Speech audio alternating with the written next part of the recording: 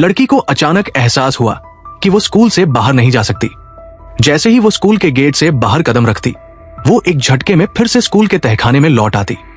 उसे समझ नहीं आ रहा था कि आखिर उसके साथ क्या हो रहा है।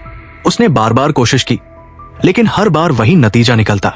इसी उलझन में उसने स्कूल की पाइपलाइन पर खून के धब्बे देखे और पुलिस की जांच के निशान भी। उसे लगा कि शायद ये सब उसके साथ हो रही अजीब घटनाओं से जुड़ा हुआ है। उसने याद करने की बहुत कोशिश की, लेकिन कुछ भी याद नहीं आया।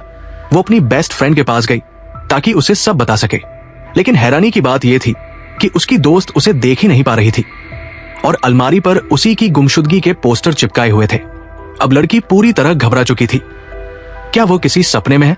जब वो बास्केटबॉल कोर्ट पहुंची तो देखा कि वहां सभी छात्र और शिक्षक उसकी याद में शोक सभा कर रहे हैं। तभी एक लड़का, जिसका नाम जिमी था, सामने आया और बताया कि वो मर चुकी है। जिमी भी एक आत्मा था जैसे वह। लड़की को यकीन नहीं हुआ। उसने जोर से चिल्लाकर सभी का ध्यान खींचने की कोशिश की, लेकिन कोई सुन नहीं पाया। जिमी ने उसे गुमशुदगी का पोस्टर फाड़ने को कहा।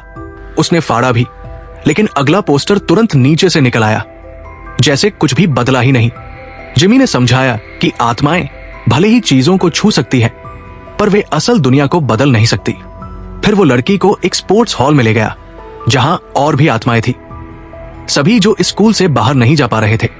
उन्होंने एक हेल्प ग्रुप बना लिया था ताकि नए आत्माओं की मदद की जा सके।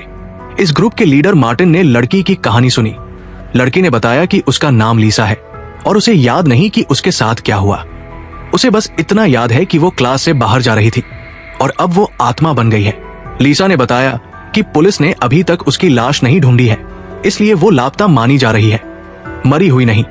ये सुन सभी आत्माएं चौंक गई, क्योंकि वे सभी मौत की पुष्टि के बाद आत्मा बनी थी।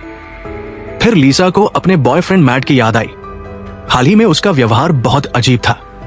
वो अक्सर क्लास बंक करके अपनी कार में बैठा रहता था। जब लीसा ने उससे पूछा तो उसने बहाना बनाया कि वो सिर्फ फोन चार्ज कर रहा है। जब लीसा वापस क्लास जा रही थी, तभी उसे मैट का एक अजीब मैसेज मिला, लेकिन फोन बंद हो गया। तभी से उसका फोन भी गायब है। अब शक की सुई मैट की ओर थी। जिमी के साथ मिलकर लीसा ने मैट की जासूसी शुरू की। एक दिन लीसा का दोस्त साइमन मैट से झगड़ पड़ा। साइमन ने कहा कि लीसा की गुमशुदगी में मैट का हाथ है। झगड़े के दौरान साइमन ने मैट का बैग खींचा और उसी में से लीसा का फोन गिर गया। अब शक यकीन में बदल गया। मैट को पुलिस स्टेशन ले जाया गया, लेकिन उसने कुछ भी गलत करने से इनकार किया। उसने कहा कि उसे नहीं पता लीसा कहाँ है। पुलिस के पास सबूत की कमी थी, इसलिए उन्होंने उसे छोड़ दिया। लीसा अब हार चुकी थी। वो अपने हेल्प ग्रुप के पास लौटी और बोली कि अब वो सच्चाई जानना नहीं चाहती, लेकिन ग्रुप ने कहा कि जब तक उसकी लाश नहीं मिलती तब तक उम्मीद है कि वो मर चुकी नहीं है। तभी स्कूल के हॉल में कुछ लोग आए। वे सभी जो लीसा को जानते थे। लीसा की मां भी आई, जिसने सालों पहले उसे छोड़ दिया था। सभी ने मिलकर मोमबत्ती जलाकर लीसा के लिए प्रार्थना की। मैट भी वहां आना चाहता था, लेकिन उसके पिता, जो एक पुलिस ऑफिसर थे, ने उसे रोक लिया। जब पिता ने पूछा कि उसके पास लीसा का फोन कैसे आया, तो आखिरकार मैट ने सच बताया। उसने कहा कि वो लीसा को धोखा दे रहा था, अन्ना नाम की लड़की के साथ। उस दिन वो अन्ना से मिलने कार में गया था। गलती से उसने अन्ना के लिए भेजा गया मैसेज लीसा को भेज दिया। घबराकर उसने लीसा का फोन चुरा लिया ताकि मैसेज डिलीट कर सके, लेकिन लीसा कहां गई उसे नहीं पता। पुलिस ने फैसला किया कि उसे दोबारा पूछताछ के लिए बुलाया जाएगा। इस बीच साइमन अब भी गमे था। वो जानता था कि लीसा को किसी ने चोट पहुंचाई है। जब सभी लोग मोमबत्ती जलाकर लीसा की आत्मा के लिए दुआ कर रहे थे, साइमन अकेले खिड़की के पास खड़ा था। लीसा उसके पास आई और चुपचाप थैंक यू कहा, लेकिन हैरानी की बात यह थी, साइमन ने जैसे उसकी आवाज सुन ली और धीरे से उसकी ओर मुड़ा। तभी उसे पता चला कि उसका करीबी दोस्त साइमन उसे देख सकता है। कई बार पुष्टि करने के बाद दोनों को यकीन हो गया कि यह हकीकत है। वहीं दूसरी ओर आत्मा बन चुका जिमी हैरान था कि इंसान कैसे आत्माओं को देख सकता है, लेकिन जल्द ही समझ आया कि साइमन सिर्फ लिसा को देख सकता है।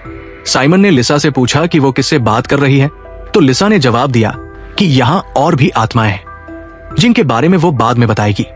जब साइमन ने उससे पूछा कि आखिर हुआ क्या था, तो लिसा ने कहा कि उसे कुछ भी याद नहीं है। जब दोनों इस बात पर शक कर रहे थे कि शायद मैट ही उसका कातिल है, तभी लिसा की दोस्त कैट वहां आई, लेकिन वो लिसा की आत्मा को नहीं देख पाई। कैट साइमन को लिसा की तलाश में जंगल ले जाना चाहती थी। साइमन ने बात छुपाते हुए कहा कि वो खुद से बात कर रहा था ताकि कैट डर न जाए। लिसा ने साइमन से जंगल जाने को कहा क्योंकि वो खुद स्कूल के बाहर नहीं जा सकती थी। साइमन मान गया। उनके जाने के बाद लिसा ने दोबारा कोशिश की स्कूल से बाहर निकलने की, लेकिन फिर से वो एक झटके में स्कूल के बेसमेंट में पहुंच गई। जिमी ने सलाह दी कि वो ये बात बाकी आत्माओं को न बताएं, वरना वे इंसानों से संपर्क की उम्मीद में सच्चाई से भटक सकते हैं।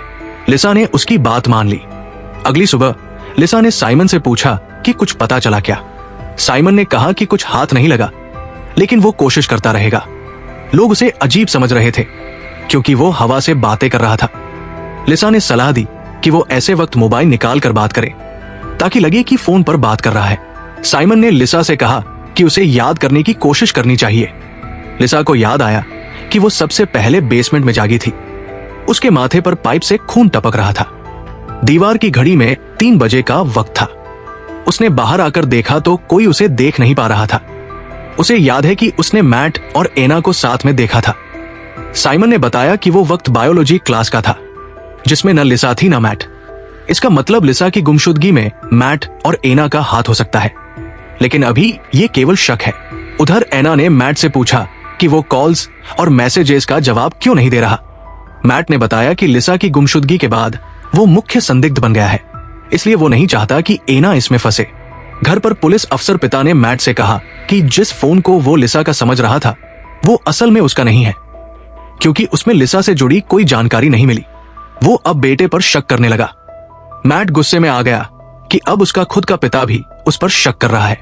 उधर लिसा ने साइमन को स्कूल के गैराज ले जाया जहां वो अक्सर मैट से मिला करती थी। वहां उन्हें लिसा के फोन का एक टुकड़ा मिला। उसका रंग देखकर तय हो गया कि ये उसी का फोन है। वो दोनों सोच में पड़ गए कि अब इसके साथ क्या किया जाए। तभी इतिहास के शिक्षक एंडरसन वहां आ गए। उन्होंने साइमन को ढांढस बंधाया। लिसा ने साइमन से कहा कि वे टुकड़ा एंडरसन को दे दें, क्योंकि पुलिस कप्तान खुद मैट का पिता है और वो सच छुपा सकता है। साइमन ने सहमति जताते हुए फोन का टुकड़ा एंडरसन को दे दिया और मदद की गुहार की। उसी रात साइमन और लिसा फिर से गैराज में गए। इस बार उन्हें एक और फोन का टुकड़ा मिला, लेकिन जैसे ही साइमन ने उसे उठाया, किसी ने उसका कंधा छू लिया। वो कोई और नहीं बल्कि एंडरसन सर थे। पर इस बार उन्होंने गंभीरता से साइमन को चेतावनी दी कि वो इस मामले से दूर रहें। उन्होंने सख्त लहजे में साइमन को डांटते हुए कहा कि ये काम पुलिस का है और उसे तुरंत घर जाना चाहिए। साइमन ने जाते जाते एक सवाल पूछा, सर, आप आधी रात को बारिश में यहां कर क्या रहे थे? एंडरसन ने कोई जवाब नहीं दिया, बस मुस्कुराकर उसे गाड़ी संभालकर चलाने को कहा। अगले दिन साइमन को टीचर पर शक होने लगा। उसने ये बात अपनी दोस्त केट को बताई। शुरुआत में केट को इस पर यकीन नहीं हुआ, क्योंकि उसके लिए टीचर एंडरसन हमेशा एक अच्छे इंसान रहे थे। लेकिन लिसा की खातिर वो मान गई और मदद करने को तैयार हो गई। केट ने टीचर को प्रोजेक्ट डिस्कशन के बहाने बातों में उलझाया और साइमन चुपके से उनके ऑफिस में घुसा, जहां से उसे कार की चाबी मिल गई। वो सीधे पार्किंग में गया और कार के अंदर सर्च शुरू की।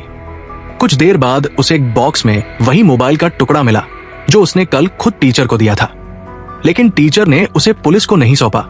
इसका मतलब था कि वो कुछ छुपा रहे थे। साइमन ने ये बात फौरन लिसा को बताई, पर लिसा को यकीन नहीं हुआ। उसे लगता था कि टीचर कभी भी उसका नुकसान नहीं कर सकते, क्योंकि जब वो जिंदा थी और एक्सीडेंट हुआ था तब वही टीचर जान जोखिम में डालकर उसकी मदद करने आए थे। लिसा का मानना था कि कोई जो जान बचा सकता है वो जान कैसे ले सकता है, लेकिन साइमन का कहना था हर अच्छा दिखने वाला इंसान सच में अच्छा नहीं होता। दोनों में बहस हो गई और बात झगड़े तक पहुंच गई।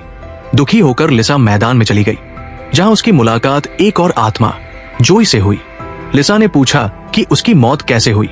जोई ने बताया कि उसे उसी ने मारा जिस पर वो सबसे ज्यादा भरोसा करती थी, उसका काउंसलर, और वो भी एक छोटी सी बहस के बाद। उसने कहा, कभी किसी पर पूरी तरह भरोसा मत करना। लिसा ये सुनकर हिल गई और समझ गई कि शायद साइमन सही था।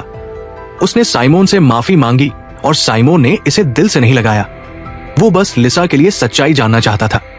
लिसा बहुत भावुक हो गई और अब उसने भी साथ मिलकर टीचर पर नजर रखने का फैसला किया। तभी बाहर से किसी के गुस्से में चिल्लाने की आवाज आई। दोनों डर गए और जल्दी से कमरे में रखे एक अलमारी में छुप गए। अंदर से देखा कि वो टीचर एंडरसन ही थे। वो किसी से फोन पर गुस्से में बात कर रहे थे और कह रहे थे, काश मैंने उस नर्स को पैसे न दिए होते। फिर वो गुस्से में बाहर निकल गए। साइमन ने लिसा से पूछा कि क्या उसने कभी टीचर से पैसे लिए। लिसा खुद हैरान थी, उसे ऐसा कुछ याद नहीं था। उसी वक्त उन्होंने अलमारी के ऊपर कुछ अजीब देखा। जब उन्होंने चेक किया तो वहां बहुत सारा कैश छुपा हुआ था।